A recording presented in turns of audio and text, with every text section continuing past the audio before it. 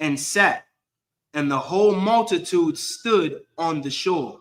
So now there was a ship that's close by that he got on. The multitude, the great multitude were gathered to what? To come hear Christ speak. They were following him. Why? Because of his works, because of the things that he said. He drawed crowds. Great multitude were gathered together unto him. And so he got on a ship, which was by the seaside, and the multitude was standing on the shore. All right. So everybody understand. I hope we're good so far on that. The multitude picture Christ on the ship, and the multitude is on the shoreline, waiting to hear to see if he's going to speak. You understand? Which shows you that Christ drawed multitudes. What he said, a lot of people was trying to hear what Christ was saying, trying to hear what Christ was teaching, trying to be able to maybe catch a miracle here or there. You understand? Because the scriptures talk about that a lot of the sick were brought to Christ as well. All right. So his reputation was already established as someone to be reverenced. Okay. Now let's go to verse 3. Verse 3. And he spake many things unto them in parables, saying, behold, a sower went forth to sow. Now I want y'all that we got to understand. Zoom in. You probably, if you can make it a little bit bigger, my brother. Let's see if we can zoom in. I don't know. Can y'all see the scriptures? Let me know if y'all can see them. The brother may zoom in a little bit. You might can just click on the where you can just see it. That might, okay. That look a whole lot better right there. Can y'all see that? If you can see that, give a 1 West. All right. We want everybody to be able to follow along. We're in Matthew chapter 13. Okay, some sisters saying it's small. Is there any way we can enlarge it? We can make it bigger. Maybe zoom in. We probably can the side where the advertising is. We probably can maybe crop that or zoom that out if you can, and then just have the scriptures. Or you may be able to pull it up where you can just see the whole, the whole page if you can. All right. Okay. Let me know. All right. We're gonna work on that. So while he's working on that, I want to emphasize verse 3. The Bible says he spake many things unto them in parables. Does anyone know what a parable is? This is important. If you're gonna understand how Christ taught and why he taught the way he taught, because that's important. We have to believe on Christ as the scripture have said. And in verse 3, you're going to see, we get in verse 3, he's speaking in parables, and it's out of his words because they're in red. Okay. Does anybody know what a parable is? All right. Feel free to type it in the chat, or brother, you can pull it up on the screen, the definition of a parable. Kind of one concept. You can pull that up on the screen, just like the definition of the word parable, because that's important. That's important. Why did he speak in parables? And in this breakdown, he's going to explain why. But we need to know it as his followers. Why? We need to know it as those who are trying to attain the kingdom of heaven. Why? And you need to know this especially in this time.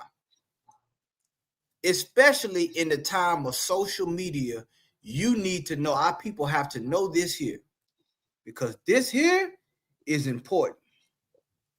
How we looking, my brother?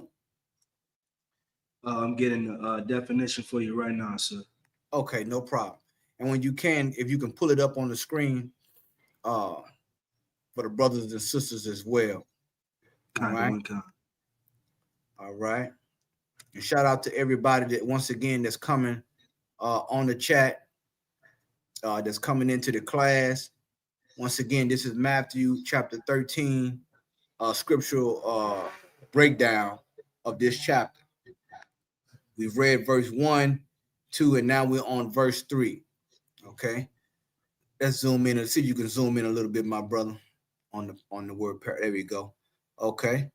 Read that if you can. Definition of the word parable in the Oxford Dictionary. A simple story used to illustrate a moral or spiritual lesson as told by Yahushua in the Gospels. You understand? A simple story used to illustrate. Go down, click on the one that says Merriam-Webster. Let's see what that says as well. Merriam-Webster dictionary. Let's check that out.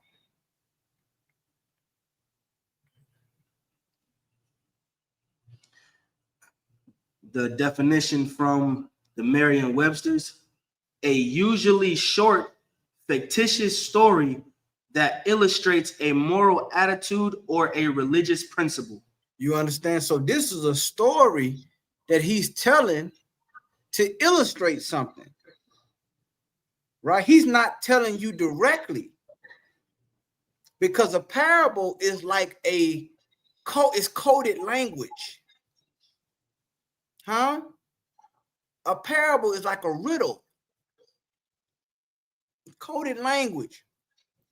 Now, why is he giving these things in parables? Why? Now everybody come to hear him speak. But he's saying, I'm going to give it to you in a parable. Let's see what the parable says. Read verse 3, my brother. Again.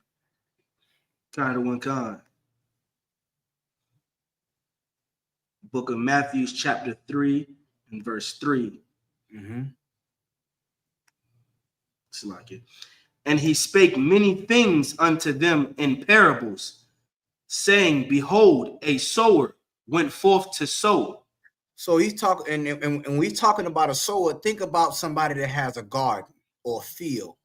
The sower is somebody who puts seeds in the ground. That's a sower, right? This person here, because what's the purpose of putting seeds in the ground? You want those seeds to grow, to produce what? A harvest. That's the goal. You're putting those seeds in the ground in hopes of what?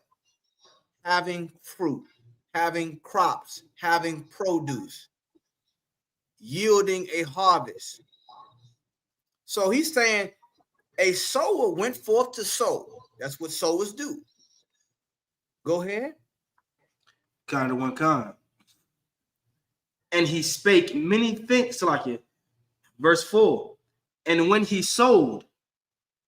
I'm sorry, my brother. See if you can go to click on the full chapter. Click on, there you go. Right, go back. Like just like that. There you go. You can zoom, and if you can zoom in just a tad bit, you can zoom in closer to the words, like the space on the side. See if you can kind of zoom in where you don't have to have the left side or the right side. Anyway, see if you can do that if you can. All right, and then we can just go down with that visual effect. Maybe you can see that little arrow on the side. Try hitting that little arrow. Maybe that'll expand it. The little arrow on both. You got an arrow on the left side. Oh no, I'm sorry. That's going to take it to another chapter. I'm sorry. I think I'm not sure this one. I haven't figured that one out yet. Okay, all right, no sweat. Well, let's just try to make it. Let's try to do the best we can. All right. So y'all can see that. Y'all see where we at.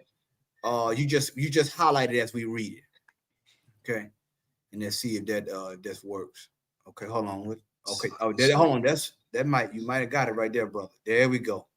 Now there we go. Good. That's perfect. And I think we can y'all see that? If you can see that, give a 1. in the if you can see that, give a 1 in the chat. All right, a 1 West or a 1 in the chat. Okay. You can see, if you can see the scriptures. Okay, perfect. Okay, we're getting ones. Are we getting some ones? Okay, all right. All right, so the brother's gonna highlight it now. The only thing I'm gonna have to let you know that what you can, it doesn't show it in red on here, but these are Christ's words that he's speaking. When he's talking about the parable, this is Christ speaking those words. Okay, so okay, let's go on. Go ahead, verse 4. Kind of one kind. Verse 4. And when he sowed, some seeds fell by the wayside, and the fowls came and devoured them up. Right. So think about this. Picture this. He's throwing these seeds and putting these seeds in certain areas. And he said some fell by the wayside. And when the seeds fell, the fowls, which meaning the birds, came and devoured them up. Meaning these seeds, they are not going to produce fruit. Why? Because they didn't get into the ground. The birds came and devoured the seeds. They ate the seeds. That's right. All right, everybody following us on that? Okay, let's read on. Kind of one kind. Verse 5. And some fell upon stony places, where they had not much earth. And notice this: in order for a seed to grow, it has to get in soil. It has to be able to take root in soil. These particular seeds, they fell in stony places. Stony places, just think of concrete. Think of, where there's a lot of bricks or stones and things like that. It's stopping the seed from getting in the soil. So they fell into stony places. Read on, read that part again. Kind of one kind. And some fell upon stony places, where they had not much earth. And forthwith they sprung up, because they had no deepness of earth. What does it mean that they had no deepness of earth? Does anybody know what that means? And I want to emphasize on the word deep, because it's gonna get deep. It's gonna get deep with this. Christ he's saying this to all the people. Remember, all the people on the shoreline is listening to Christ. And he's given an illustration, a parable, or a riddle, but it has some significance to it. That's right. It has some significance. There's nothing in the Bible that Christ said that didn't have any significance. Nothing. Everything had a lesson to it. Everything had a purpose to it. Did everyone understand? No. And we're going to see why they didn't understand it. And it's going to help us understand why our people, don't understand it today. Because what he said then did not change, because it's 2025. So-called 2000, the year of our oppressor. It doesn't change. Okay? So what does it mean? Put it on the screen if anybody knows this, my brother.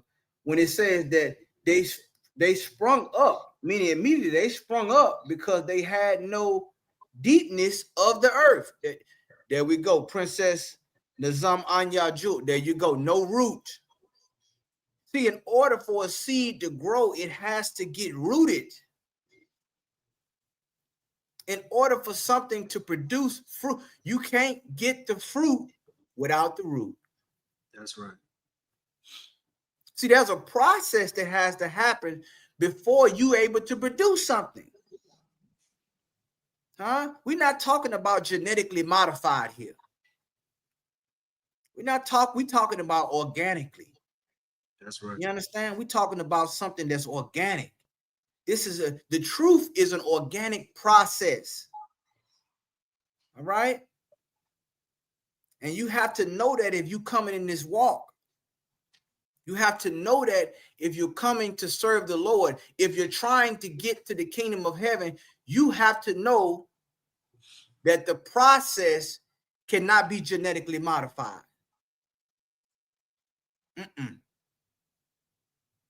He said they didn't get any root. It didn't get the deepness of the earth.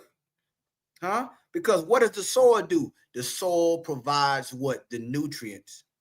That's right. In other words, to get rooted is to get, what's the word I'm looking for? Someone give it to me. Since we're talking about the earth, what's another word for the earth?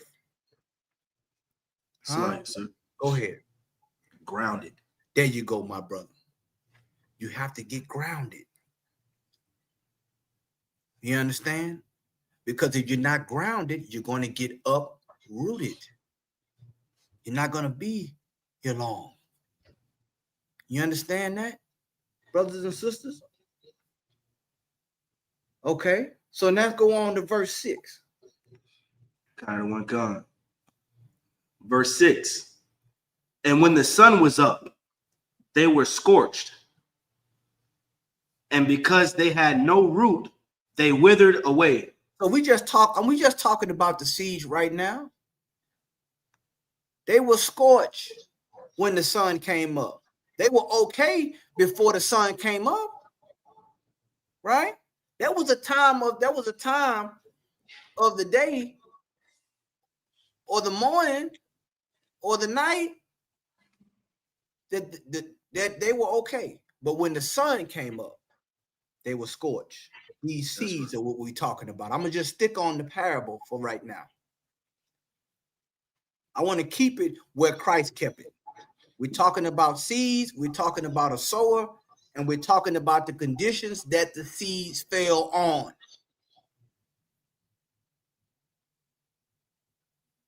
They had no root. They withered away. Go ahead. Kind of one gone. Verse 7. And some fell upon Salakia, and some fell among thorns. And the thorns sprung up and choked them. Then you have, and once again, the sower is sowing the seeds. He's putting the seeds over here. He's putting them, the seeds are falling in different places, different conditions. You understand?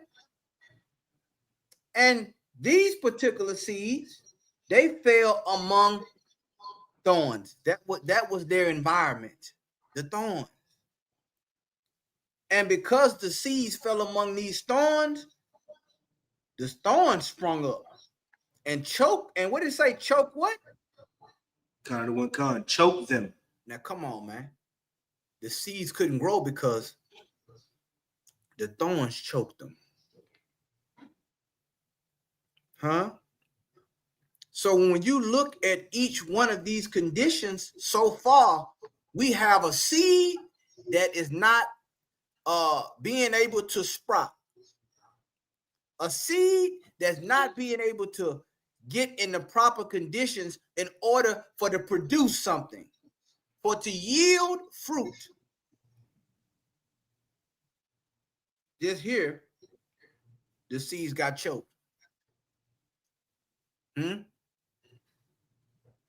Now, let's look at verse 8. Kind of one kind. Book of Matthew, chapter 13, verse 8. But others fell into good ground. Now we're going to get now, and notice this here. It said good ground. Others. Now they're all seeds, but they fell into different conditions. And the different conditions, what? Affecting their what? Growth. That's right. Huh? Good ground. These right here fell on good ground, brothers and sisters. Into good ground. Go ahead. And because it fell into good ground, what did it do? Kind of one kind. And brought forth fruit. Some in 100-fold. Some 60-fold. Some 30-fold. Man, that's a lot of fruit, brothers and sisters. That's a lot of fruit. So before the good ground, the seeds hit the good ground, you had other seeds that were got into places where they did not have growth. Their development was arrested, whether through the fowls of the air, not being sown on stony ground, not being able to take root, and then those that happened to get on the ground, but they were among thorns. That's right. There you go, sister Jewel, producing fruit. And I want to say something about this. The whole goal of the sower was to hope that these seeds produce fruit. Because otherwise, if he didn't want the seeds to grow, he would not be sowing. That's right. The Lord sometimes used husbandry, which is farming, and examples to teach us a lesson about life. And in this case, to teach us a lesson about the gospel, about the truth. Do you understand? Now, take me on to verse 9. Kind of went gone. The book of Matthew, chapter 13 and verse 9. Who hath ears to hear, let him hear. Now, this is heavy. Now we're gonna get spiritual now. Still all spiritual. We're gonna get in other words, we're gonna get deeper now. He then said, who have ears, let them hear. Now I assume it would be safe to say that the people came out there to listen, so they had ears. They had ears, right? They could hear. But what is he talking about when he's saying hear? Because you got people that hear, they got ears, they can hear. But why would he say if you have ears, let them hear? I'm gonna pose that question to the class tonight.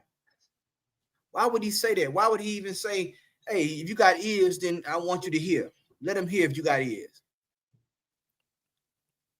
There you go, Sister Kalia, Sister Yapa Kalia. That's right, understanding. Come on. Someone else. Let's see who else get it. Hear the truth. Okay. All right. The Wamyala, obviously preaching also Wamyala. Those who can understand. There you go. Who else we got? Sister Itarad, understand. There you go. Understanding. So what is this showing about hearing? Hearing is spiritual, not just physical. There you go. Listen close. It's close, but it's a little bit more because they heard what he said. But did they understand the what? Parable. That's right. They understand the coded language he was saying? Because hearing is spiritual. How do you know that? Look at what's going on right now. Right. In the earth. Everybody got, a lot of people, everybody out here got ears. I'm not talking about those who not hearing impaired, but they have ears, but they hearing something different. They can look at the Bible. They can hear someone say something, but they hear different. That's right. Why? Because the understanding is different. You understand? And how do you know that that's talking about us as a people? Because we be like, man, I hear what you're saying. You understand? Or I see where you coming from. Though that type of lingo is different because we're spiritual. Christ is a black man. That's right. You understand? He's saying those that have people like, well, I just heard what you said. What you mean? I hear what you're saying. Yeah, you hear me, but you don't hear me though. That's right. You don't really hear me. You hear me, but you ain't hearing me. You don't have the understanding. So he's saying, who have ears, let them hear. Let's go on to verse 10. Kind of one concept. Verse 10. And the disciples came and said unto him, why speakest thou unto them in parables? There you go. Here we go now. Now the disciples, after them hearing this, they saying, why are you speaking to them in parables? Disciples wanted to know why you just didn't give it to them in plain layman's terms. That's what he want to know. That's what the disciples want to know. Like, you giving these parables, just tell them what you want to say. Why you ain't just telling them these parables? That's right, Wawam Yala. That's right. He said something about the police brutality. Right. They don't hear. That's right. That's exactly what we're saying. They don't hear what we hear. And they don't see what we see. They don't see it the way we see it. They don't hear the way we hear. And that's how you know their hearing is that right there is saying, he that have an ear, let him hear. Meaning what? You have an ear, you will understand this parable. You got me? There's levels to this. So now, disciples are asking, they came to Christ, why are you speaking to them in parables? They want to know. And this is a good question, because when you growing, they're like, okay, we want this message to go out. Why are you giving the coded language? Why you ain't just telling them how you really feel and what the whole thing is about? Nah, Christ he didn't want to do it like that. Huh? We're gonna see why he didn't want to do it like that. Go ahead. Kind of one concept. And y'all got now. Listen now. I've got listen. This scripture right here is it throw a lot of people off. But once again, you got to be able to hear Christ's words and accept his words. That's right. That's the thing with Christianity and these other beliefs, is the acceptance. And the acceptance has to do with what? Hearing. This is going to go against the narrative that they say who Christ was and what his mission was. Let's go ahead and read, my brother, verse 11. Kind of one con. Book of Matthew, chapter 13, verse 11. And he answered and said unto them, because it is given unto you to know the mystery of the kingdom of heaven. But to them it is not given. Hold up, my brother. Hold up. And are we reading this right, brother? Kind of one concept. Huh? Are we reading this right? Did he just say it's given to you and not them? Kind of one con. Look, huh? Kind of one concept. I mean, come on now. He said, and notice what he called the kingdom of heaven and what word he used, the mysteries. Huh? It's not for the general public. Everybody ain't gonna get this. And I don't want them to get it. It ain't for everybody. That's a hard pill to swallow. Christ said it out of his own mouth. Read it again. Let's go back to it. Let's see if maybe I can read it again. Maybe it's something wrong with my eyes. Maybe it's something wrong with me. Huh? There you go, Sister Jewel. It's not for everyone. Huh? Maybe it's something wrong with me. Maybe it's something wrong with Lacombe that's reading this. I doubt that. Last time I checked, I know how to read, and I have ears. That's right. There you go, Officer Knocker One exclusive. Read it again, verse 11. This is and see, a lot of people ain't going. This is how you know Christianity is a false religion, and these things that all these other things that's going on out here outside the UPK is false. It's false, man. He loved everybody. How could he love everybody if he didn't want everybody to know the mysteries? That's right. If he loved everybody, he would have told everybody the mysteries at the boat. He wouldn't have to speak in parables. He'd have to speak in riddles. Have to do that. And the disciples, they asked him, why you ain't just what's up with this story about the sower? Just tell them, you know how you just lay it to them. Nah, it ain't for them. That's right. It's given to you. And how do you know that? Because what would the world do with Christ's message? Look at what they're doing now. Just with the little bit that they do know, or what has been revealed up until this time. They use it to prop up religion. They use it to enrich themselves. They use it to pervert the gospel. That's why it ain't for everybody. That's why everybody's ears can't hear. Slight. Go ahead, my brother. Come on. If I could, what you're saying is heavy, because it made me think about the scripture where Christ was praying to the Most High, and he was like, Father, I thank thee because thou hast hid these from the wise and the prudent, and you've revealed it unto the babes. That's right, brother. That's a direct precept.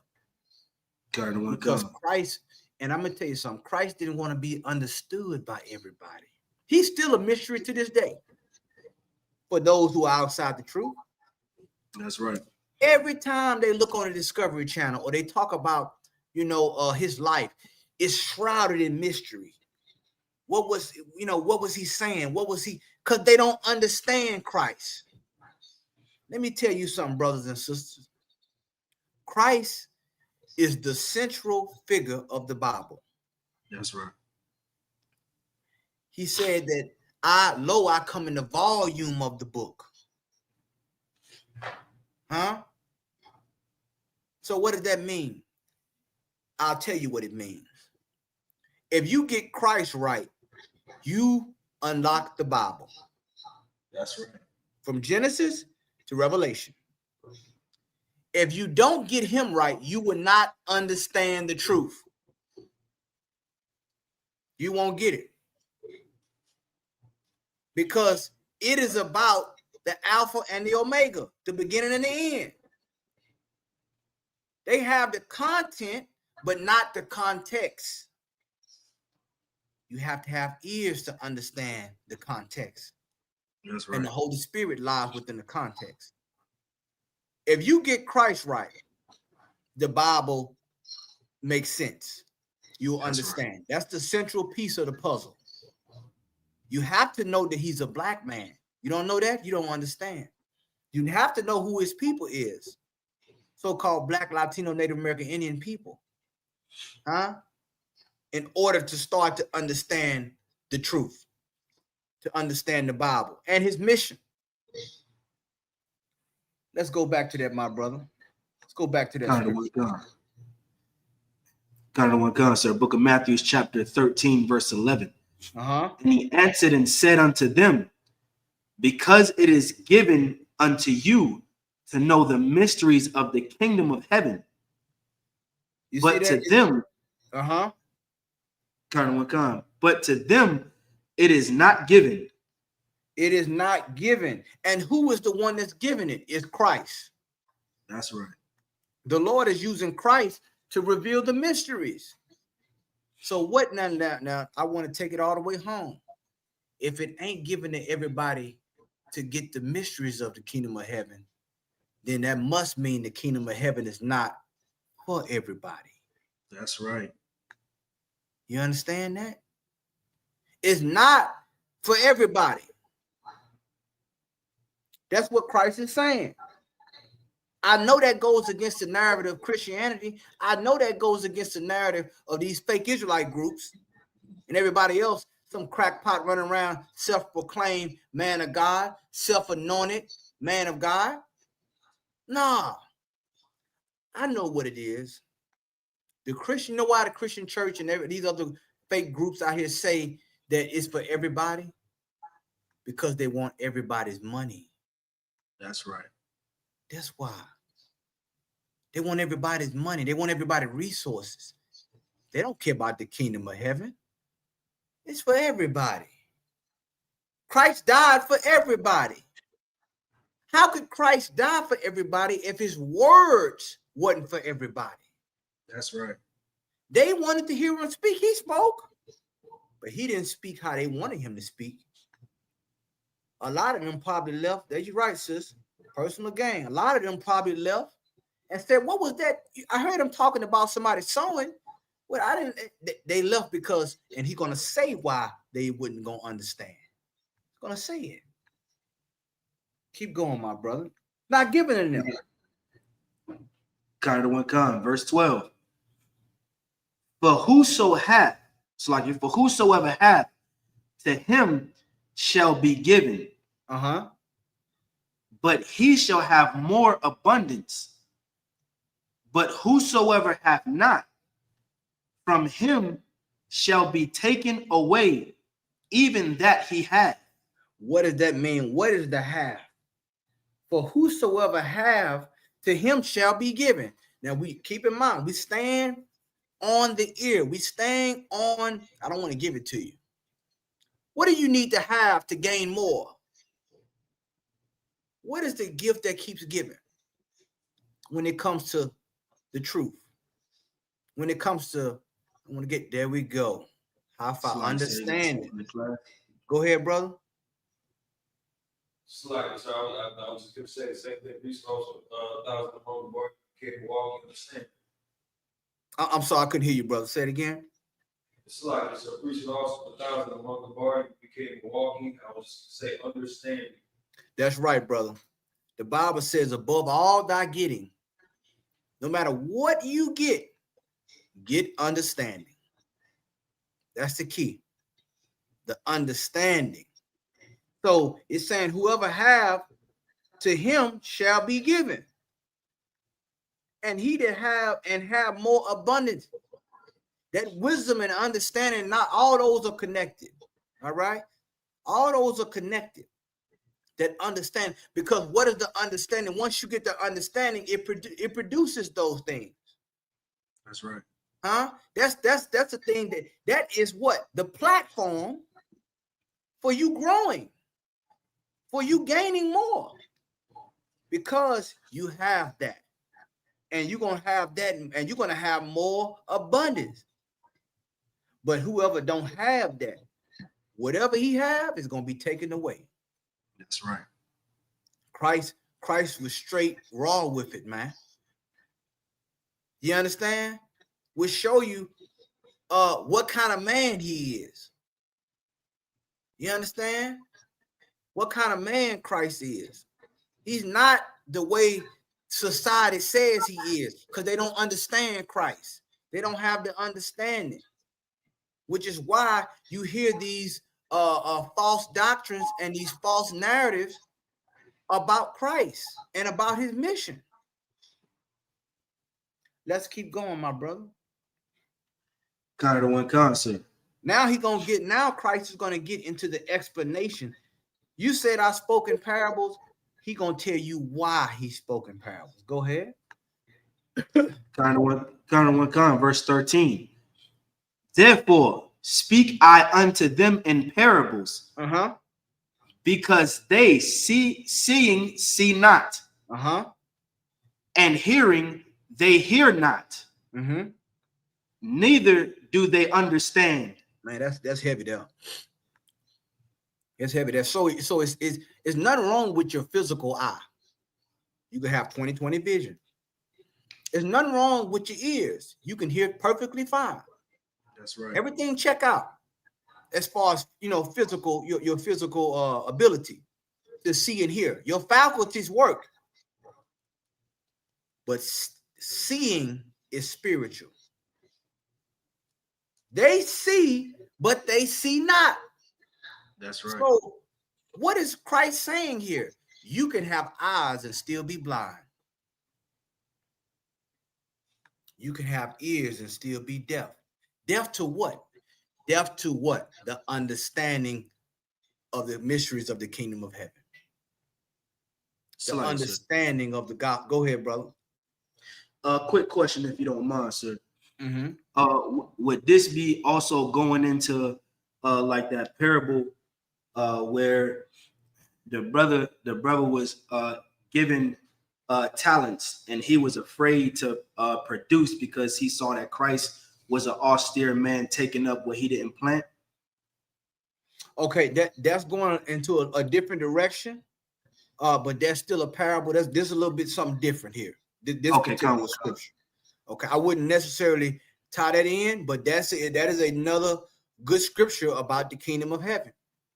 It's another good parable about the kingdom of heaven. But remember, each parable that he gave, it gives a different angle and a different atmosphere and situation, a different scenario where you can relate.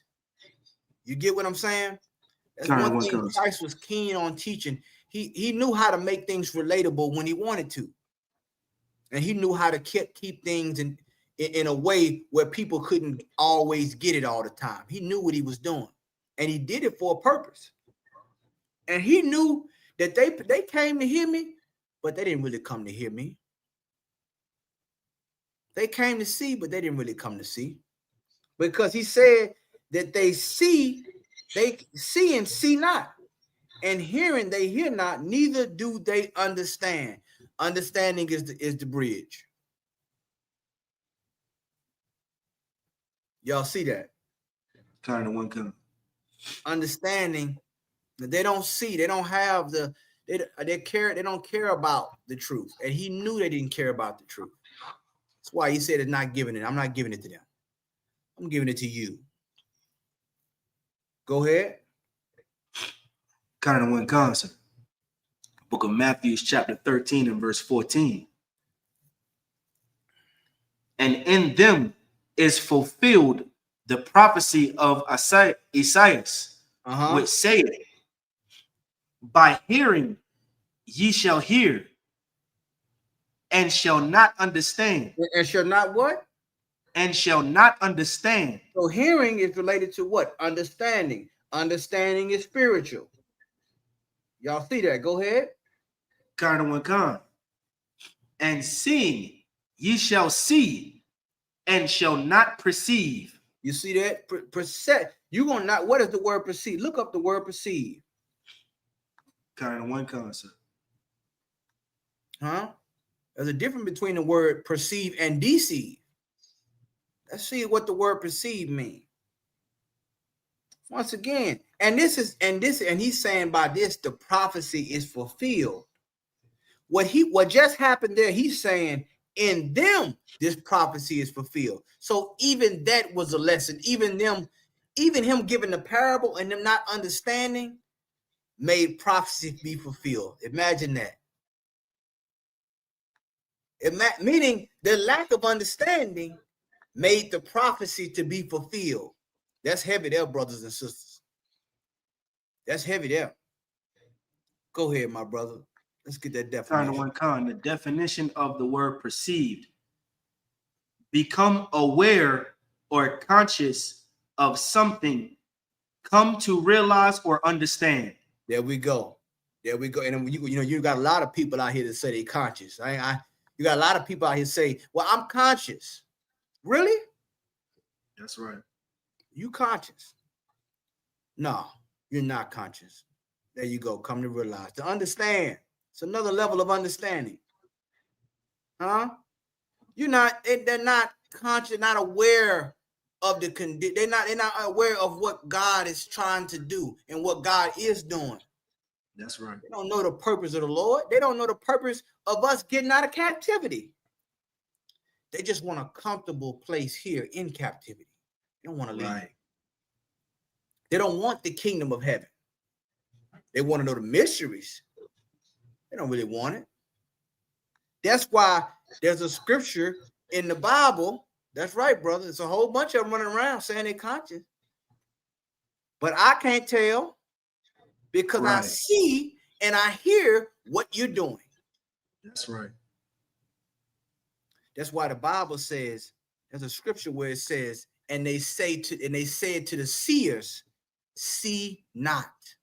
That's right. That's one thing. That's what a prophet in the Old Testament, the prophets before were called seers because they can perceive things. Everybody else had eyes, but they could see deeper. That's right. They could see in a spiritual realm, and they could say, "Man, don't see that. Don't see that. No, I don't want to hear that, man. I know." You telling the people who can see, I don't want to hear that. Don't see that. And that's one of the burdens of a prophet in most cases. Sometimes the Lord show you things that you don't want to see, That's right. but you're going to see them nonetheless, because he wants you to tell them what is going to happen, what you see.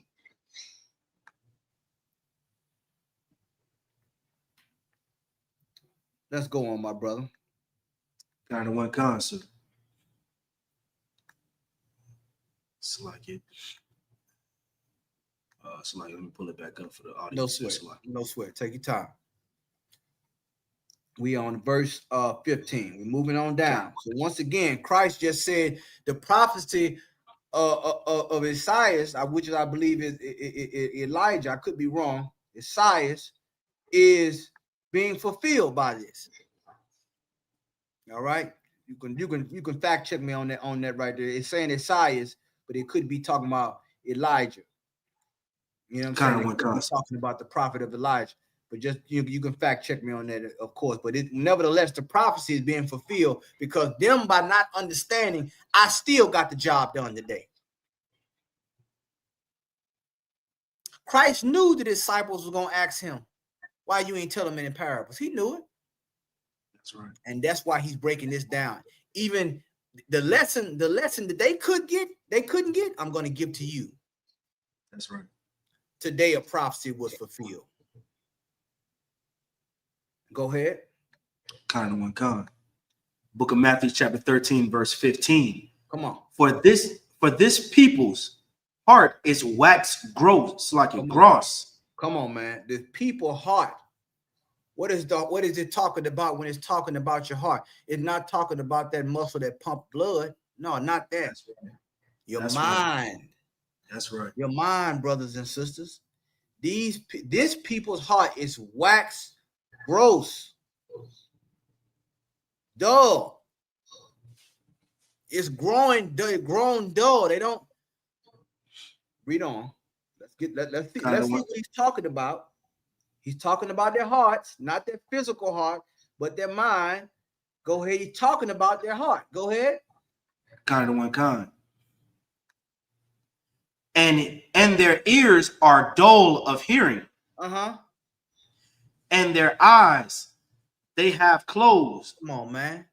So hold on. Are you telling me all these people came not to hear? Are you telling me these people came by the seashore to not hear Christ, to not see Christ? Well, why they came? You got to be spiritual to understand this. That's right. Because the disciples thought that, man, all these people came to hear you. They came to hear. They came to see. Why are you speaking to them in parables? Christ said, nah, he can see beyond just them coming and listening, standing there. He said their heart, their ears are dull from hearing, of hearing, and their eyes, they close. So what does that tell you about people out here who claim they want to follow Christ? Who claim they want the truth? Really? Because you got a lot of people that'll show up. That's right. But they won't stay. That's right. Got a lot of people that show up, but they won't hear. People, they showed up. They knew what he was. They knew his location. They knew all these things. But they wasn't hearing. And they wasn't seeing because of their hearts. Your heart can prevent you from seeing the truth. That's right. Your heart can prevent you from hearing the truth. Even though you and me hear the same thing, but I don't hear what you hear. You understand?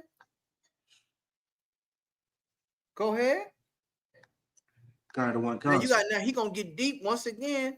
We talking about getting deep with this thing. So now he's letting them know why they can't hear, why they can't see. Go ahead. Kind of one kind.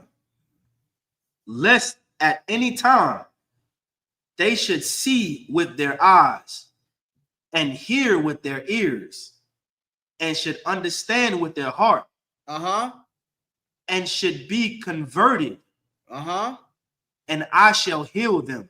Man, listen to that, man. Come on, man. And we want to talk about a miracle. You want to talk about healing? Healing starts with what? Being able to see and hear. That's right. The understanding. There's a process of being healed. He said that if they was to see and hear, then their heart will be what? Converted. That's Christ's words right there. You want to know why a lot of people they hear the same breakdown. I'm gonna just go to the fake Israelite groups. You know why a lot of fake Israelite groups they know the 12 tribe breakdown. They sit in the classes, watch, and they hear exactly what the generals say and what the captains and the officers say, but they still go out there and do something crazy. That's still go out there and pervert themselves or do something wicked. Because guess what? Their hearts are not converted. They know the breakdown. Everybody, you probably have people out there taking notes. Okay, this the sower. He said the sower sowed the seeds. The seeds went here. What he said? Okay, the stony ground. Okay, I heard what he said. Okay, now I don't understand. I took note. Now I can repeat what he just said, but I don't understand what he just said. That's right. We in a day and age where people can regurgitate anything. You can regurgitate a therapist. Does it mean you understand therapy? You can regurgitate a psychologist. Does that mean you're qualified to be a psychologist? No. Right. Because you don't have the understanding, brother, sister. He said that, read that part again, verse 15, my brother. Kind of the one concert.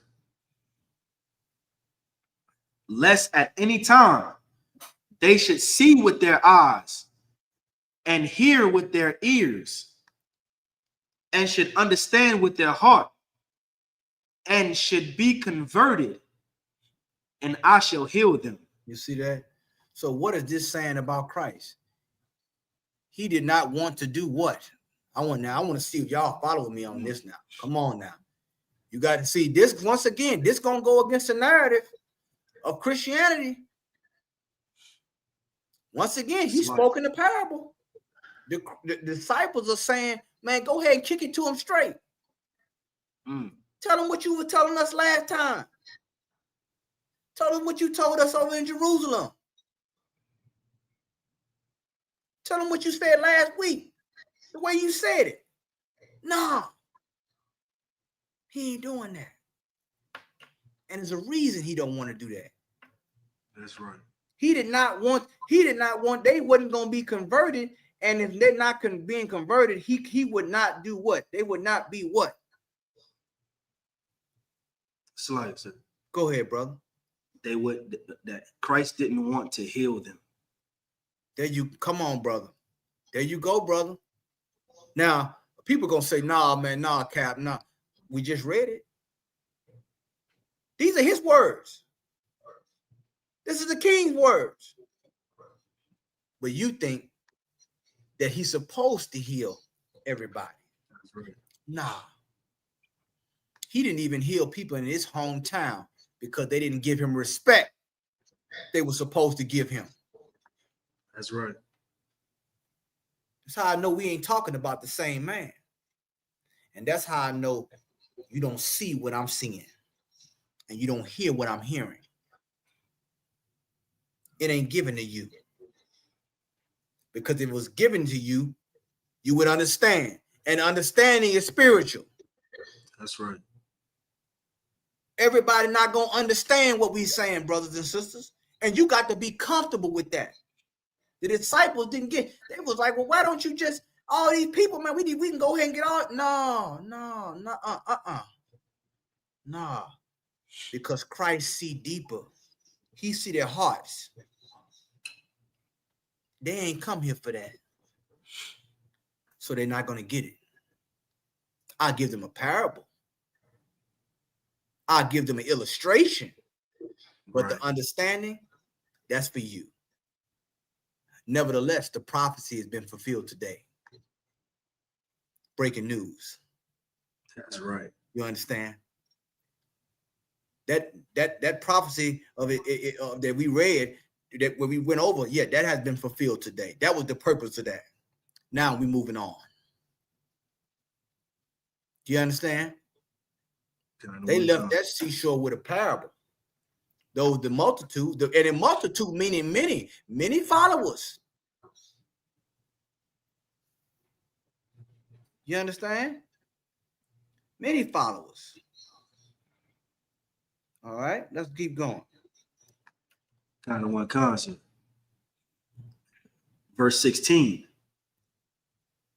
But blessed are your eyes, for they see, and your ears, for they hear. And how do you know that the disciples had eyes that they can see and ears that they can hear? How do you know that? What did Christ say to disciples when he saw them fishing? What did he say? Did he give them a scripture? No. He said, come follow me, and I'll make you what? Fishers of men. That's right. Was that a breakdown? Did he give a scripture for that, brother? No. He didn't do that. You understand? And guess what they did? They dropped their nets and came right after Christ. They followed Christ from that. Why? Because they heard something. That's right. See? They saw something that made them what? Follow. Without question, I might add. You understand? Without question. That's a different level of understanding. Some people, they need proof after proof after proof after proof. I got news for you. You'll never get it. That's right. Or I'll just give you a parable and the prophecy be fulfilled in you. Go ahead. Kind of one kind. Verse 17. For verily I say unto you, that many prophets and righteous men, have desired to see those things which ye see. Talking about the daily discourse, the things that they seen being around Christ, all the things that he showed them, the miracles. He said it's prophets that wish they would have seen, the desire to see the things which you see today. And he ain't just talking about physical seeing, it means spiritual seeing as well. That's right. Go ahead. Kind of one kind. Go ahead. And to hear of those things which ye hear, and have not heard them. Go ahead. Verse 18. Hear ye therefore the parable of the sower. Now he's going now he just gave the parable to the people on the shore. But now the understanding, who is he about to give that to? I want to see if y'all following with me. He just, remember, he said the parable on the boat to the people at the shore. He spoke out and said the parable, but now he's saying, hear ye therefore the parable. Now he's talking directly to his disciples. That's right. He's talking directly to his disciples. He's going to give them the meaning of the parable. You understand? Go ahead. Kind of one kind. Verse 19. And anyone, when anyone heareth the word of the kingdom, and understandeth it not, then cometh the wicked one, and catcheth away that which is that which was sown in his heart. Uh-huh. This is he which received seed by the wayside. Now here we go. Now he's breaking this down to his disciples. So what? The word is what? The seed. The word is the seed, which is the truth. He hear it, huh? But he don't understand it. So then the wicked one, which is representation of the parable, the fowls, remember the fowls came and they ate what was the seed. They ate it and took it from the person. That's right. Huh? That was sown in his heart. So what is his heart? Does anyone know? Go back to the parable. What does his heart represent here? The wayside. That's what his heart represents. Remember, the truth is the word. Your mind, your heart is where it should be sown into. That's right. Huh? So he's saying here, read it one more time. What verse we on? I want to get back to it. Verse 19. Verse 19. Let's go. Mm-hmm. When anyone heareth the word of the kingdom, and understandeth it not, then cometh the wicked one, and catcheth away that which was sown in his heart. Right. So understanding, what does understanding do? Understanding helps you take root. Helps it take root. Right. But when you don't understand it, that seed is surface level. That's right. Huh? Surface level. It's not deep. It's there, but it ain't taking no root. So the birds come, snatch it up, get it out of there. And that's what happens. That's what happens to a lot of people that hear the word, that get the seed, but it can't take root. That's right. And they're not here long. Go ahead. Kind of one con. This is he which received the seed by the wayside. See that, by the wayside. Once again, the condition that he received the seed. Go ahead. Kind of one con. But he that receiveth the seed unto stony places, the same is he that heareth the word. Now feel this for a minute.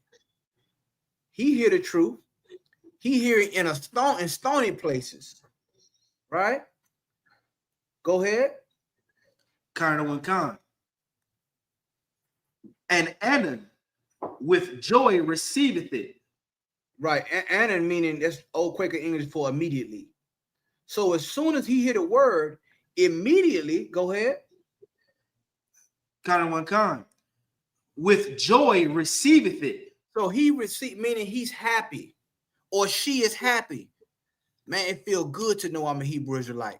It feels good to know Christ is black. It feels good to know that we're gonna have a kingdom. It feels good to know all these things that I never knew. I'm learning this. I'm happy about this thing. I'm real happy about this. I receive it with joy. That's what the Bible say. So this and each one, remember this, each one of these scenarios are describing a person that come in the truth, or a person that hears the truth. Each one. You understand? These are archetypes of people who hear the word. Christ is categorizing these people. He's showing you. This one heard the truth here. This one heard the truth in this place. This one heard the truth like this. He's breaking these things down to show you the different types of people you will meet. That's right. Go ahead. Kind of one con. Verse 21. Yet hath he not root him in himself, but dureth for a while. For when tribulation or persecution ariseth because of the word, by and by he is offended. Now you hear that? Now first name, remember, there's a change that's happened here. First, this brother or sister is extremely happy. They're happy to know their culture. They're happy to know they're on the way, they're on the path to what? Gaining to try to gain understanding. That's right. Right? But then it said here that he have no root in himself. So what did that mean? The seed did not take root. He or she is not grounded. They can't get the nutrients they need from the soil in order to produce fruit, in order for it to take root.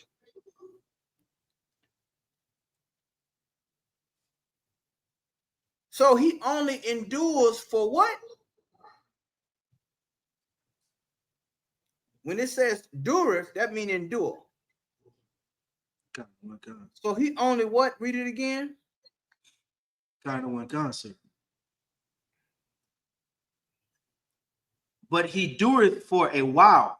For a while, meaning a while is like a season. There you go, a time.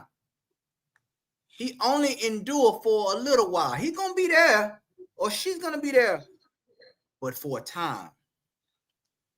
Go ahead. Kind of one God. For when tribulation or persecution ariseth. So now hold on. God. So when now notice this now, you're happy about the truth, but then come tribulation. That's right. Persecution. All those things that come with being in the truth. You understand? Well, you know, I believe in the truth, but not like that. You start to hear things like that. I believe in that, but not like that. It's only one way to believe. You either believe or you don't. That's right. You either down or you're not. You either believe in Christ or you don't. That's you right. can't be lukewarm. You got to be hot or cold, what the scriptures say. That's right. But the tribulation and the persecution is a rite of passage. That's right. Because you don't want to go through that, you cannot get the kingdom. That's right. Brothers and sisters. A lot of people, they like the word, they like the, you know, that sound good. I like it. It's but I'm no, there's people, they think I'm crazy. Think I'm in a cult. They think I gotta roll, man. I still believe it, but not like that. Right. Huh? When persecution arises because of what? The word. The word is what? The seed. That's right. So the seed is in his mind. Let me get this out. Because it's too hard. Life is too hard now. Now that I know I'm an Israelite. Now I know I gotta live like this. I don't have the friends that I used to have. I don't have all the, you know, the accolades and all these things. I'm not looked at the same. You're not supposed to be, because you're a new person, brothers and sisters. That's right. But because of all that, because of the tribulation of persecution, read on, brother. Now this is gonna get heavy. Go ahead. Kind of one God. For when tribulation or persecution ariseth because of the word, by and by he is offended. By and by, meaning as time go on. By and by. That's an old phrase. By and by. Because of the word. By and by. He is what? He is offended. He's what? Offended. Hold on now. Hold up. Right. Now we all know that, you know, a brother can be offended or a sister can be offended, and there's a process for that. We call counsel. That's right. But this one is a little bit more different. By and by, meaning time after time, he's offended. As time going, he's offended more, or she's offended more and more and more. That's right. You think the generals don't know why you always getting offended at everything and with everybody? Because you don't really want to be here. That's right. You're looking for an escape route. That's right. Christ just said it here. He's offended or she's offended because of the persecution. So I need a reason to leave. I don't like the way you looked at me, sister. I don't like the way you looked at me, brother. I don't like this. I don't like that. If this ain't the counsel, ain't this. You looking, you're trying to find a way to leave. That's right. And by, offense. You ever meet somebody who just always offended at everything? Like, brother and sister, this ain't that deep. What's the problem? Why don't you go to that person? Oh, I go to him. Well, I'm offended at them. They did this again. Like every time, brother and sister. I think I know what's going on. I think that the persecution and the tribulation that's happening in your life is giving you, trying to give you an excuse for you to leave. That's right. You see? But the problem is, it keep getting resolved. Every problem you have keep getting resolved, and I gotta find something else. When that get resolved, I'm offended at this. This get resolved. I'm offended at that. Christ knew these kind of people. He knew That's them. right. And we're reading it right here. Once again, these are the archetypes of people who hear the truth, who receive the word in different conditions. And their heart is the conditions. Go ahead. Kind of one kind. Verse 22. Mm-hmm. He also that received seed among the thorns is he that heareth the word, and and the care of this world and the deceitfulness of riches choke the word, and he become unfruitful. Once again, he's breaking this down to the disciples. He's letting them know that this type of brother or sister that has the cares of this world and the deceitfulness of riches can be deceitful. The hope of having these riches, That's right. the cares of what the world, how the world feel about you, gonna choke the truth. And guess what? You're not gonna become fruitful. That's right. He's letting them know that, man, you're gonna have these type of people they're gonna come, and you know, we're like, man, why they ain't doing nothing? Why we don't see any growth? You know why? Cares of this world, the deceitful riches. I can't make that saying this.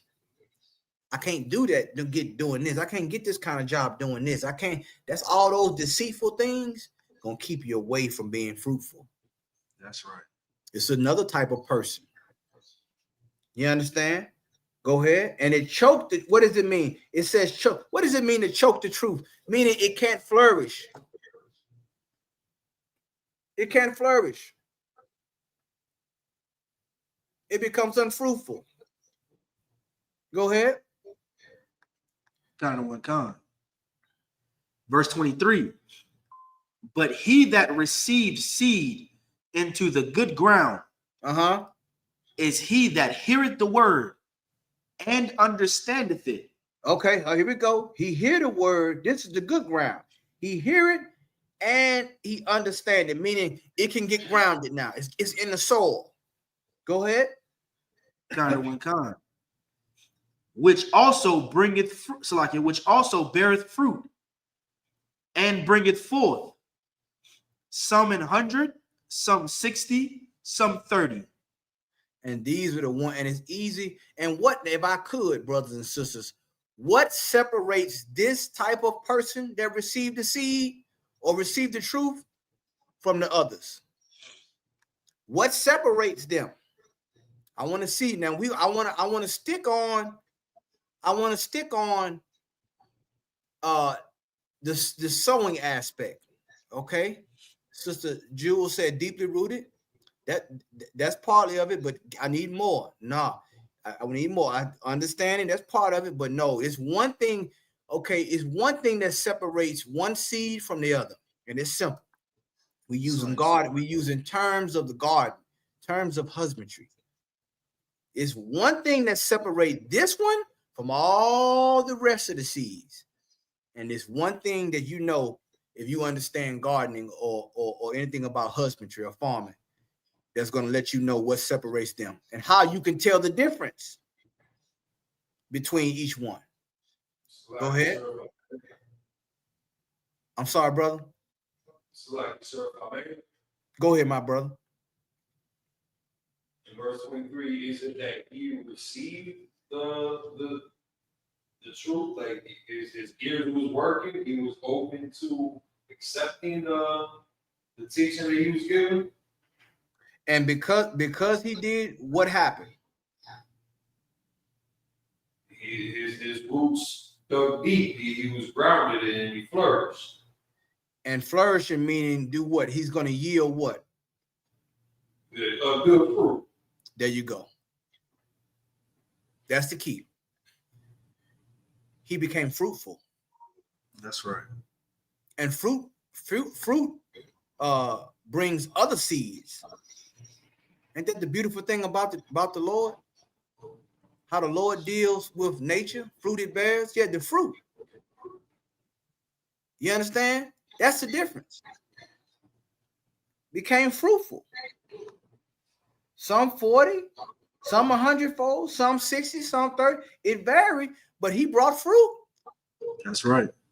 The Lord wants produce. In other words, he wants production. Otherwise, wasting this time sowing the seed, throwing the seed out there. This one fell on good ground. How do you know if someone is in the truth and rooted? They're going to produce fruit. Their works will show. Their works will testify for them. The tree, when in the springtime, when things start to blossom, the fruit testify for the tree. It declares what the tree is, the fruit. If it has no fruit, then that tree is useless as far as for fruit. That's right. Do you understand? Okay, let's keep going. Kind of one kind. Verse 24. Another parable put he forth unto them, saying. Now he's gonna go into another one.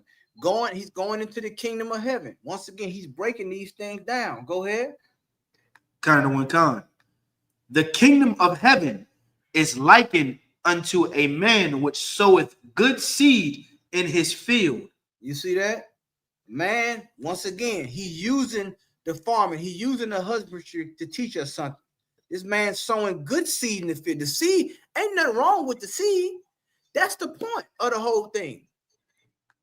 People will, with the truth, this, the truth. Nah, ain't nothing wrong with the truth. That's right. Christ is still black. Ain't nothing wrong with that. That ain't stopping you from producing. Ain't nothing wrong with the seed. The seed is good. You are not good. That's right. That's the difference. Nothing wrong with what Commander General Yohana has taught us. It's been authorized by the Lord. Nothing wrong with that. Because it's the truth. Now, what you do with it is on you. That's right. Others, they're going to produce fruit.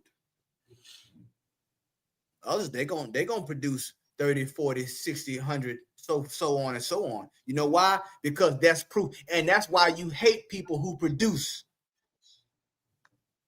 Because it shows that something is wrong with you. You had the same seed he had. That's right. You want to go out there and put it, wrap everybody in purple. You want to go and take a pegging kit and it's nothing wrong with the seed. That's right. It's something wrong with you. Something that's inside of you that hurts and that chokes the seed. That allows the wicked one to take. There's nothing wrong with that. The sower did his part. You didn't do yours. No one can ever charge the Most High for the truth and speak ill of the truth. That's right. Because here it said the seed is good. It's been certified. He's examined it. Go ahead, my brother. Kind of one kind. Verse 25. But while men slept, his enemy came and sowed tares among the wheat and went his way. The enemy of the sower is also the enemy of the kingdom of heaven. And while men, his servants, slept, the enemy came out there and he sowed tares. That's right. Remember this, brothers and sisters. The enemy know how to sow as well. They know how to sow tares. What is the tare? Look up the word tare, my brother. Kind of one kind. Once again, he's breaking this down to the disciples because these are things that they're going to encounter. This was a master class on the kingdom of heaven. You understand? What is the tare? Now he just sowed good seed in the field. Huh? He sowed good seed. He wanted good wheat. But the enemy came when everybody was asleep and sowed tares. Let's see what tares is. Kind of one kind. Go ahead. Definition of the word tares. A vetch, especially the common vetch. Right. Second definition. In biblical use, an injurious weed There you go. resuming kind Go of ahead. kind. Go ahead. Assuming what? Resembling wheat when young. Now y'all gotta follow that now. So this person who's the enemy of the kingdom, who don't want the kingdom to blossom and prosper, what did they do? They sowed tares at night among the wheat. And notice that a tare can resemble wheat. Don't miss that part. What does it mean to resemble? Does anyone know what it resembles? What's the word resemblance? I got to use these words because I want y'all to be able to understand what is happening here. And if you understand this, you're going to understand why we are in the times that we are now with all these false doctrines, religions, and fake Hebrew Israelite groups. That's right. A tare resembles wheat. Go ahead, brother. Say what? Kind of one kind. The word resemble. Having qualities or features, especially those of appearance in common with. You see that? The appearance. It looks like wheat, but it's really a weed. They're two different seeds. One is a good seed and one is a bad seed. So this happened while the men were asleep. This is the work of an enemy. Remember, the seed is the truth. You got things that look like the truth, that even sometimes sound like the truth, but it's not the truth. It resembles it. Oh, I'm a Hebrew. Oh, Shalom and all. No. You know, Grand Rising. No. Right. A black. What they say, free to land. All this stuff that just sounds like tares. All this stuff. And it sounds like it's for you. It sounds like it's for the kingdom, but it's not. That's right. It's a decoy. That's right. It's a dummy. You understand? It's genetically modified. It's not real. That's right. Even though it looks, this is where the sight comes in at. This is where seeing comes at. This is where the discernment comes at. Huh? Because if you just going by looks, well, it looked like, yeah, okay, they Hebrew Israelites, they believe in, Christ is black, and we all, black Hebrew Israelites and black Latino, Native American Indian, and okay, all right, that sounds good. They got the fringes, okay, border blue, okay, that must be the truth. No.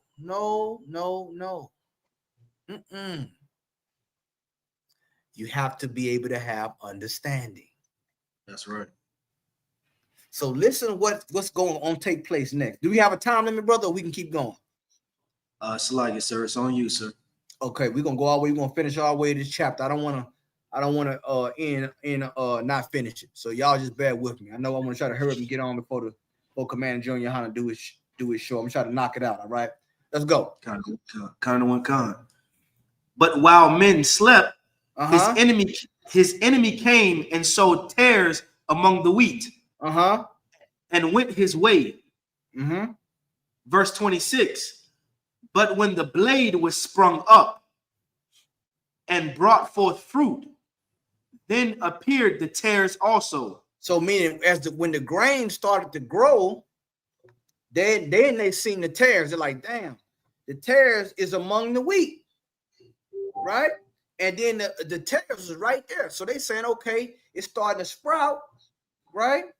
Grain starting to show. Then they seeing tares. Go ahead. Kind of went con. Verse 27. So the servants of the householder came and said unto him, Sir, does not thou soweth, Salakia, didst not thou soweth good seed in thy field? From whence then hath it tares? So the servants told the householder, which is the sower, hey, you sowed good seed out here. Why we seeing tares? They asking him the question. Go ahead. Kind of one con. Verse 28. And he said unto them, an enemy hath done this. Say what? An enemy has done this. You got to know this as a brother and sister in this school. If you start seeing, when you know this truth is pure and it's good, and you start seeing all the other things pop up out of nowhere, know an enemy had done it. That's right. Know your enemy. It ain't by coincidence. This is not natural. The master sowed good seed. When you start seeing all these different tares and things, and all these different fake groups and people stealing money and doing all kind of evil but have the appearance of the wheat, but they out there trying to poison the field. He knew an enemy have done this. That's right. And that's how you got to look at people who follow these things. An enemy have done this. Why? To destroy the fruit. That's right. It says a tare is an injurious weed. Injurious meaning it can cause harm. There you go. Hold on, let me see. Does this go along with where? Read that for me, brother Salakia. Salakia, sir. He said, this young man out of South Dakota, he says, Canada one con, Salakia, does this go along with where we are told to beware of diverse doctrine? There you go. Diverse doctrine is a tare. Those are things that want to stop the truth. And they resemble, once again, Satan knows how to sprinkle a little bit of truth, a little bit of lie among the truth. That's right. And it's really not the truth after you do that. You understand? It's not the truth because what? You are making a false doctrine. That's right. Get this to get black people listening. You get that they do it all the time. These fake black activists and all these things. What can I do to get? Oh yeah, the white man, he's the devil. Yeah, we say the same thing. But we want 100% tithes. You know what I'm saying? We want you to go back to Africa. We want to let Africans in here. We want you to wrap you in all purple. We want to wrap you in all white. We want to do all these things. You understand? That is a tare. Okay? False believers, false doctrine. Go ahead. Kind of one concept. So like verse 28. Uh-huh. And he said unto them, an enemy hath done this. The servant said unto him, wilt thou then go? So like wilt thou then that we go and gather them up? Right. Go ahead. So the servant's asking the master or the sower, do you want us to go out there and gather all them up? Go ahead. Con. But he said, nay, lest while ye gather up the tares. Pay attention. So he's saying, no, nay is no. Don't go gather them, lest while you gather up the tares, go ahead. Ye root up also the wheat with them. What does that mean? That means the tares are so close to the wheat that if you pull one up, you can uproot the other one. That's right. Because this is a delicate matter. The truth is a delicate matter. I don't want this to mess up the harvest. So don't go pulling them up, just yanking them up out of there, because you might hurt some of the good seed. So this is wisdom. Listen what he said. Go ahead. Con. It's like it. Verse 30. Let both grow together until the harvest. Say what? Let both grow together until the harvest. He said, let them grow up together. Let's see. Let them grow up together, you know what I'm saying, until the harvest. What is the harvest? The harvest is the time where you reap. That's right. That's what he said. Don't disturb them. Let them keep growing to the harvest. Go ahead. Con. And in the time of the harvest, I will say to the reapers, gather ye together first the tares, and bind them in bundles to burn them. You understand? Go ahead. Con. But gather the wheat, into my barn. You understand? So what he's saying, let them grow until harvest time. And then when everything is fully, meaning what? Let's grow into its time for produce. That's right. Because harvest time is when you see what you have sown, what it produces. So don't cut them down now. It ain't harvest time yet. Let them keep growing. But there's going to come a time when they're fully grown, I want you to grab them. And you're going to know who's the wheat and who's the tares. And what did he say he going to do to the tares, my brother? Con. It's like it. And it's like it. Gather them. It's like gather ye together first the tares, and bind them in bundles to burn them. You see that? They're gonna be burned, and that's similar to judgment day is like the harvest. That's right. That's like when the Lord judge all works. That's why he said, whatever a man soweth, that shall he also reap. Once again, he's using the what? The husbandry, the sower. He used these things to teach us about life, these simple things to teach us about life and its cycles and how he deals with judgment. You understand? You said the reapers I want the reapers to go out there, and now you cut it all down, and we're going to separate them. And the wheat going to go in my barn. My barn is what? The kingdom. That's right. Outside the kingdom is fire. Destruction. Go ahead, my brother. Con. Verse 31.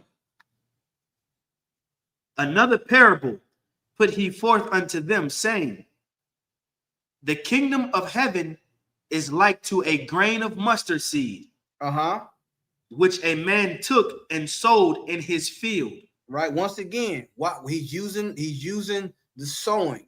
He's using this right here. Once again, he's giving them the different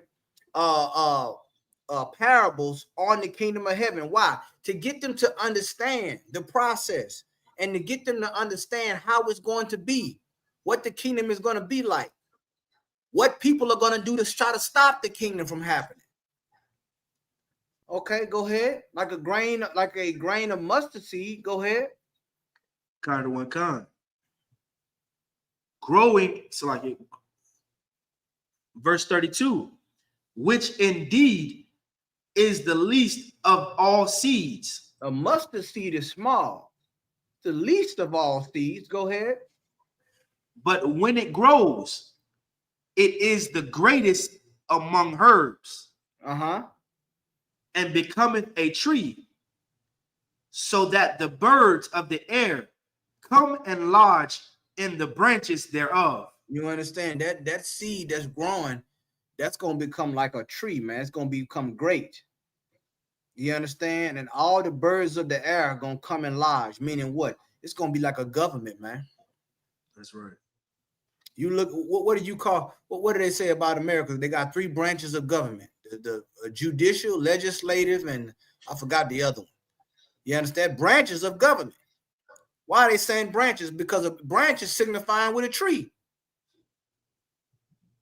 You understand? But this is going to be where all the birds of the air come and lodge. There's a scripture where it talks about how Adam was. And it talks about, it's comparing him similar to a tree. How powerful he was when he was with the Lord. You understand? How others made their nests among his tree, among his branches. Paraphrase. That's how it's going to be with the kingdom of heaven, man. Start out small, but it's going to grow, grow, grow. And before you know it, they're going to have branches where the birds can lodge in. That's how great it's going to be. You understand? It start off small. This truth is starting off small. It started off small. Started out of 1 West 125th Street in Harlem, New York, in a small room with 7 men. You understand? And Commander General Yohana came and learned under those 7 men. And now it's starting to grow more and more and more. But there was tares that were sown among the good seed. That's right. And that's why you have all these groups out here. You want to know why you all these groups? It was only one school. One. That's right. Everybody know it. Everybody know it was one school. But the enemy sowed tares. People who resemble 1 West, but they're not 1 West. They took some of the doctrine, but they're not 1 West. Go ahead, my brother. Kind of one concept. Verse 33. Another parable spake he unto them. The kingdom of heaven is like unto leaven. Leaven is what makes bread rise. Go ahead. Which a woman took and hid in 3 measures of meal. Till the whole was leavened. Meaning what? He's talking to, once again, he's talking about baking something. You understand? Leaven is the yeast that goes in bread that makes it rise. That's right. This woman here took 3 measures of meal till the whole was leavened. You understand? Taking something that's small and being able to leaven the whole lump. You see? It ain't what it like. You got, don't look at it like, okay, this is small, I can't do nothing with it. Nuh-uh. The seed, once again, the seed is good. The leaven is good. Nothing wrong with that. It's the process. A lot of people don't understand the process. Why? Because they got eyes but can't see, ears but can't hear. It's a mystery to them. And it's going to remain a mystery. Because that's the way Christ wanted it. That's right. For a lot. For a multitude. Go ahead. Kind of one kind. Verse 34. All these things spake Yahushua unto them, so like unto the multitude in parables. and without a parable spake he not unto them. You see that? So what is it saying? How did Christ speak to the multitude? In parables. He spoke to them in coded language. He knew the algorithm of his time. Without the parable, he spake not unto them. He was speaking parables to these people because he did not want them to get it, because their heart wasn't right. Their mind was not right. He didn't want them to get it. He wanted his disciples to get it, though. You understand? Keep going.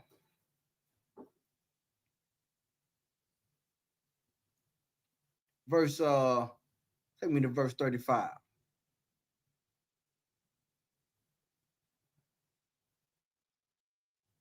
I'm sorry, brother. I don't know if we dropped off.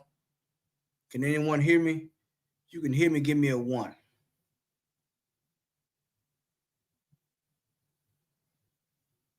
If anyone can hear me, give me a 1 out there. Or 1, give me a 1 west. Okay. Salaki, sir, can you hear me? Go ahead, brother. My fault, Salaki. Matthew chapter 13, verse 35. That it might be fulfilled which was spoken by the prophet, saying, I will open my mouth in parables. I will utter things which have been kept secret from the foundation of the world. So that, once again, that's a prophecy right there. He's saying that it might be fulfilled, which was spoken by the prophet, saying, I will open my mouth in parables. Y'all see that? You see, their things have been kept secret. Go ahead.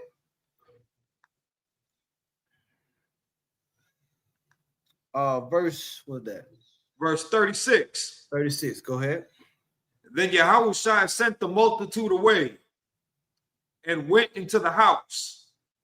And his disciples came unto him, saying, declare unto us the parable of the tares of the field. You see that? Once again, now he's gonna go into he's gonna break it down to the disciples. Go ahead. Verse 37. He answered and said unto them, he that soweth the good seed is the Son of Man. Talking about Christ, the teachings. Go ahead. Verse 38. The field is the world. Go ahead. The good seed are the children of the kingdom. Go ahead. But the tares are the children of the wicked one. You see that? The children of the kingdom gonna hold the truth. The tares of the wicked are gonna hold lies. They're both in the world together. Go ahead. Verse 39. The enemy that sowed them is the devil. And you know who the devil is. I ain't got to tell you who the devil is, because he's sowing division out there right now, all over. No matter where he's at in the earth, he's sowing division. Go ahead. The harvest is the end of the world. There you go. That's judgment day. That's the end of the world. All right. That's where you get the reaper from. Go ahead. And the reapers are the angels. There you go. They coming to reap the harvest. Go ahead. Verse 40.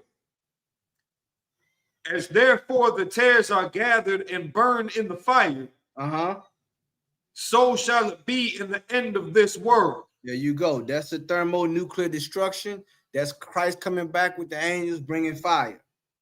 Go ahead. Verse 41.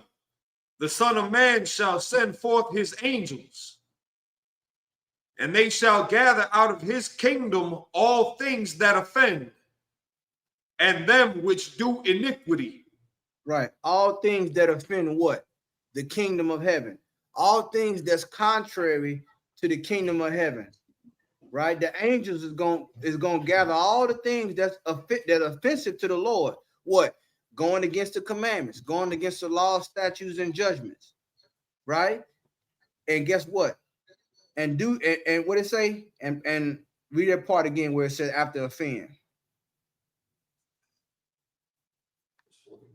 Kind of one kind.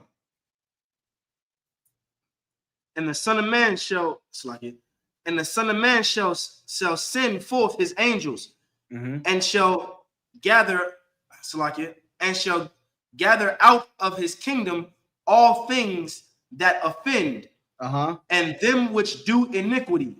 Those are the tares. That's what we just read earlier. Those are the tares. All things that offend, that do iniquity, mean practice lawlessness. Go ahead. And shall cast them into a furnace of fire. There shall be wailing and gnashing of teeth. There you go. That's what's going to happen to the tares and the wicked. Go ahead. Then shall the righteous shine forth as the sun in the kingdom of their Father. Who hath ears to hear, let him hear. We keep saying it because that is the understanding. If you got an understanding, you're going to hear this. Go ahead. Again, the kingdom of heaven is like unto treasure hid in a field. Now he's talking about a man who's going on a treasure hunt, right? Well, he's giving these different comparisons to let you know, to put in your mind, this is what the kingdom is like. This is what the kingdom is like. This is what's going to happen with the kingdom of heaven. This is how the kingdom is going to come here. He's letting you know by these parables. He's breaking it down to the disciples. Go ahead.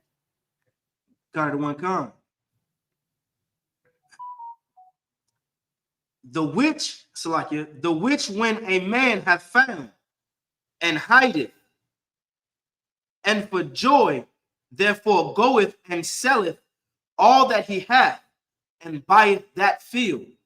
What does that mean about this man? He's willing. This treasure means more to him than all that he has, and he's willing to sacrifice everything he have for this treasure. That is a person. That's what the kingdom of heaven is like. That's when you find it, when you understand the mystery. I'm willing to give it all up. That's right. I'm willing to give it all up. You understand? Because this right here means more to me than all of my possessions. That's right. This understanding of this means more to me than everything I've wanted, I've gained in life. And I'm willing to sell it all just so I can have this. That's a person that's dedicated for the kingdom. That's right. Go ahead. Verse 44. So we went into husbandry. We went into somebody who's finding a treasure. Now we're going into a merchant. Go ahead. Verse 45. Again, the kingdom of heaven is like unto a merchant man seeking goodly pearls. Who, verse 46, who, when he hath found one pearl of great price, went and sold all that he hath and bought it. Again, the kingdom of heaven. So now, once again, this is another example. What is he showing? That this is more valuable than everything that I found in life. That's right. That's what he's saying. And how can you know you can precept this? Look at what happened when the rich man came to Christ. The one that came to Christ, and Christ said, sell all you have. When he said, I've done all the law, I done all the things that you say do according to the law. He said, if you would be perfect, sell everything you have and come follow me. Sell all your goods, give it the money to the poor, and come follow me. He couldn't do it. See what I'm saying? That's once again, he's breaking this thing down. Why? Because they have to know the descriptions of the kingdom. When he said the kingdom of heaven is like unto this, it's like unto this. He's trying to teach his followers. This is what it. Don't let nobody else tell you what it's like. I'm telling you what it's like. So you can differentiate the truth from a lie. You can differentiate the wheat from the tares. That's right. You understand? You can differentiate the tree that's the seeds that's sowed on good ground and those that are not. Go ahead. Again, the kingdom of heaven is like unto a net that was cast into the sea and gathereth of every kind which when it was full, they drew to shore and sat down and gathered the good into vessels, but cast away, Salakia, but cast the bad away. Hold on. No, bro. Hold on. I think we're reading this wrong. It kept all the vessels. It kept the good and the bad. La'asr, but cast the bad away. Come on, man. The Lord only wants the good. He don't want everybody. That's right. Once again, the Lord is making a separation. Otherwise, we could not be holy. Holy means to be separate or set apart. There's good and bad. That's right. And the Lord, he makes a clear distinction in his word and in his transcribing and his illustration of what? The kingdom of heaven. That's right. But you listening to these people, they would tell you he gonna take off. He got the whole world in his hand. Yes, he do got the whole world in his hand. And he gonna cast the evil out of the earth. He gonna cast the wicked out. Go ahead, brother. Kind of one con. Verse 49. And so shall it be at the end of the world. The angel shall come forth and sever the wicked from the just, from among the just. Sever meaning to separate. It's a scripture in the Old Testament where the Lord said, I've severed you from other people. And let me tell you something. The word sever, it ain't just separate. You look up the definition of the word sever, it means to violently separate. That's right. That's what that word means. Sever is like you ever hear somebody say he severed his arm from off of him, or he severed his head off. That's a violent separation. That's what the Lord said he's going to do in these times. I ain't got to tell you. You're starting to see it right now. Go ahead. Kind of one con. Verse 49. It's like it. Verse 50. And shall cast them into a furnace. It's like it. And shall cast them into the furnace of fire. And there shall be wailing and gnashing of teeth. There you go. Once again, everybody ain't gonna like it. You understand? Go ahead. Yahushua saith unto them, have ye understood all these things? And then Christ came back and said, he asked the disciples, do you understand what I'm telling you? He didn't just say it. He wanted to make sure that they knew. He didn't care about everybody else. That's right. Do you know what I'm saying? Do you understand what I'm saying? And what they said, go ahead. Kind of one con. They say unto him, yea, Lord. They said, yea, Lord, meaning con out of one con. We understand. Right. He wanted to make sure they understand what the kingdom was about. That way, you know, can't nobody switch and try to sucker you out here. Because there's a lot of suckers out here. They tell them the kingdom is somewhere in Australia. It's something in mud hut and down in South America. A mud hut in Africa. Somewhere away from civilization so they can do all kind of evil to you. Nah. The kingdom of heaven is just like what Christ said it is. Nothing else. Go ahead. Kind of one gone. Verse 52. Then he said unto them, therefore every scribe which is instructed into the kingdom of heaven, which is instructed into the kingdom of heaven is like unto a man that is an householder, which bringeth forth out of his treasure things new and old. You understand? He's talking about every scribe. Scribe is someone who would write. That's where you get the word scribe is like someone who writes. That's where you get the word subscribe and all those things. A scribe is also a scholar, right? That's instructed unto the kingdom of heaven is like unto a man that's in a householder, meaning he has a high position, just like the sower earlier. And he gonna bring forth out of his treasure things new and old, meaning, man, he gonna be productive. Why? Because he's working, he's instructed unto the kingdom. his goal and his practice is for the kingdom. Do you understand that? Go ahead. God one God. Verse 53. And it came to pass when Yahweh had finished these parables, he departed thence. And when he was come into his own country, he taught them in their synagogues, insomuch that they were astonished and said, whence hath this man this wisdom and these mighty works? You understand? So when he left there, he went to the synagogue and he was teaching.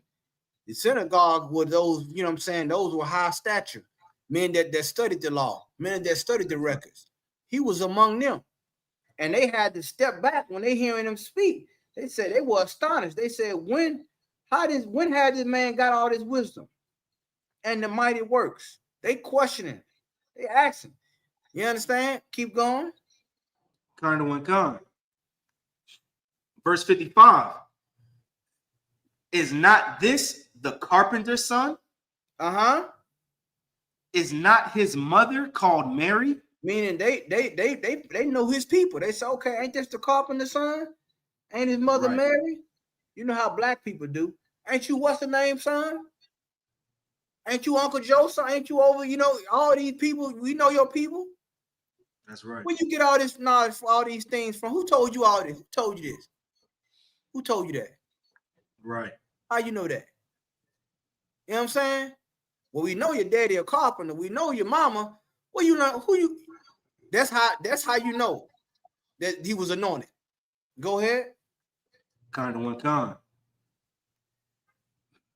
And his brethren, James and Joseph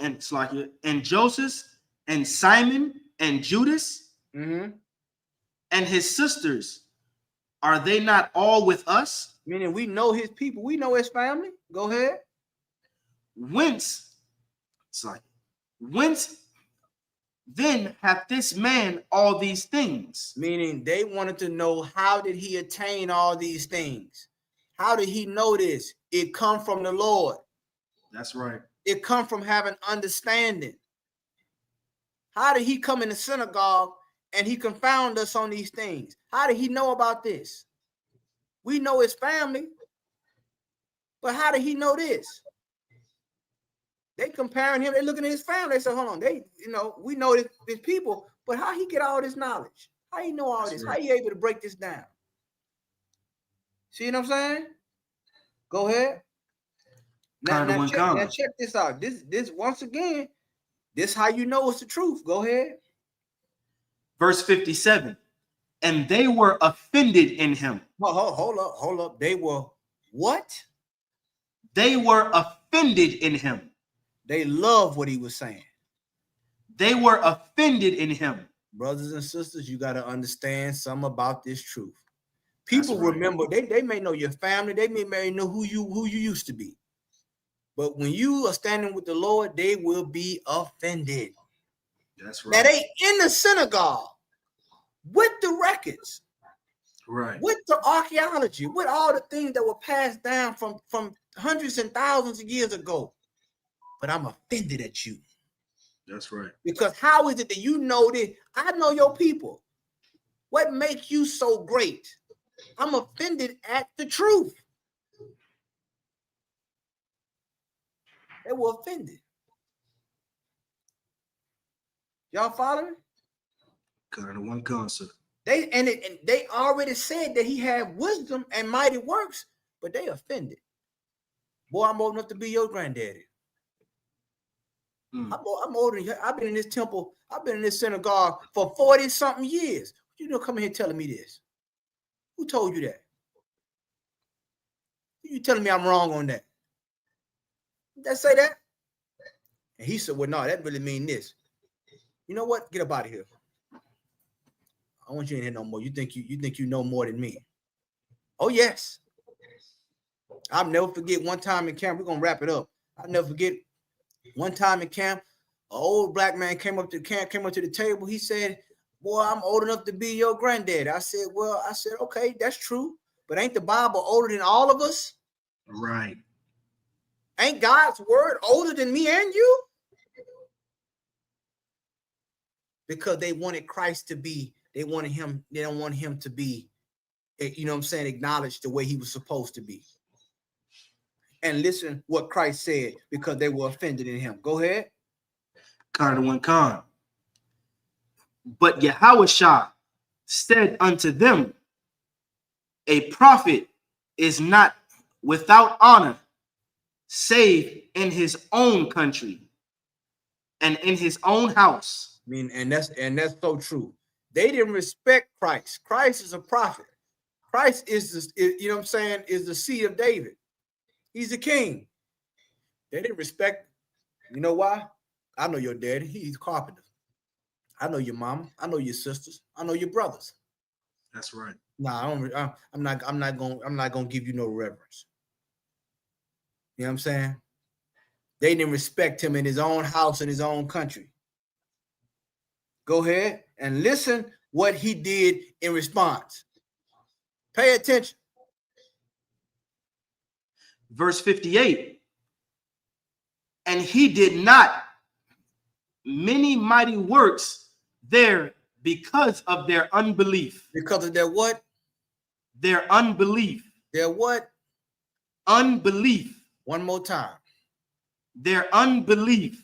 He didn't do works there because of their unbelief. That's right. Feel that for a moment. His hometown didn't show him respect. Well, you won't get no works from me. You hear about it when I go in another country and do it. You hear about it when I go to another city. Until you put some respect on my name. That's right. You respect me. You respect the knowledge that I got from the Lord. It didn't come from the man. It came from Lord. That's right. Came from the Most High. And that's the thing about man and his understanding and his wisdom. He think that you got to go to a university or you got to study under him. Got to do all these things. Come from the Lord. And that's how you know the ISUPK is the home of the truth. That's right. You understand? His hometown, he said he did. Scripture say he didn't do no mighty works there because of their unbelief. Your unbelief is what's keeping you from the kingdom. Your unbelief is what's keeping you from getting healed. Your unbelief is keeping you from recognizing and reverencing God's prophets and his mighty works. So there you have it, brothers and sisters. The breakdown of Matthew chapter 13. Damn right. You understand? I want to thank all you brothers and sisters for bearing with us. We want to go over to the real Commander General Yohana. I think he's having his show. He probably might be on live right now. Switch over to him. Pay attention to his weekly address on these issues that are going on. And not only that, apply to your life. That's what the Israelite School of Universal Practical Knowledge is. It's application, practicality, not theory, practicality. That's right. It's applicable to your life. All right. So I want to thank you, Officer Lacombe, for having me on, my brother, and the water for inviting me on, the water for ISUPK Louisiana, and the rest of you brothers and sisters. Head on over, click on YouTube, head on over to the real Commander General Yohana right now. Get on that show and make sure you follow along, man. The water again. Shalom, Yahweh. I'm sorry, my brother. You want to say something, Lacombe? Salaya, sir. Just make sure y'all tune in next Monday. Matthew's 14. We're gonna keep the series going. We got Captain of 10,000 Kapash out of Indianapolis, Indiana. The following week, we have General Kathum will be teaching Matthew's 15. So everybody stay locked in. We're gonna break this all the way down to break down all the lies of Christianity and pull the truth back into Israel like it's supposed to be. Salaya, sir. Damn right, man. Come on. Like I said, the brother said, check out that channel. Make sure you follow this series along. Make sure you take notes. And this is going to build you up spiritually. This is going to give you an ear to hear and an eye to see. You know what I'm saying? That understanding, man. So I want to salute everybody out. Shalom Yahweh Hashem Yahweh Shabbat to all my brothers. Shalom Yahweh Shema Alatham Ba'Shem Yahweh Shah to all my sisters. Shalom Israel. Hey, shalom.